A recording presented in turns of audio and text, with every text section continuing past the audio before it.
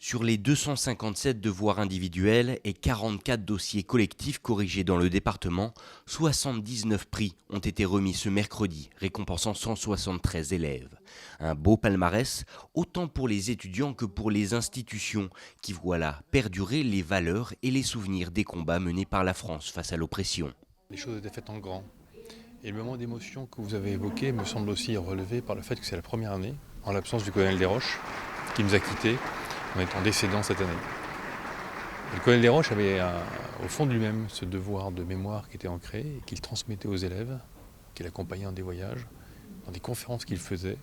Et je crois que cette volonté de maintenir, parce qu'il avait une devise qui était « nous maintiendrons », cette volonté de maintenir quoi finalement? L'amour de la patrie était quelque chose qui était irrigué et qu'il irriguait dans ses conférences, d'où l'émotion qu'il y avait aujourd'hui. Entre célébration et hommage, la cérémonie de remise des prix a rassemblé plus de 300 personnes à Moutier. Mais si les témoins de la Seconde Guerre se font de plus en plus rares, leur mémoire restera vivace. En effet, tous les lauréats de ce concours national de la résistance et de la déportation se rendront cette année encore sur les grands sites de la guerre, du Nord au Pas-de-Calais en passant par Colombelles et Deux Églises. Un voyage pour mieux se rendre compte du tribut payé par nos anciens et leur rendre hommage. Alors moi j'ai fait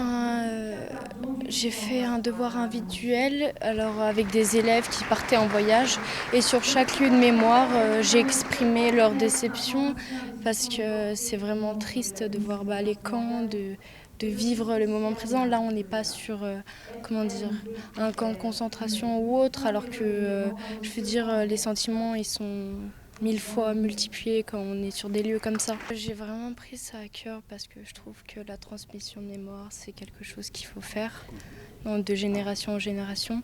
Et souvent, on voit la barbarie des hommes et c'est triste. Depuis 1961, date de création du concours, ce sont donc plusieurs dizaines de milliers de jeunes qui ont donc choisi de s'investir dans ce devoir de mémoire. Une transmission toujours nécessaire aujourd'hui et qui perdure grâce à de telles initiatives sous l'œil ému des derniers témoins de cette époque.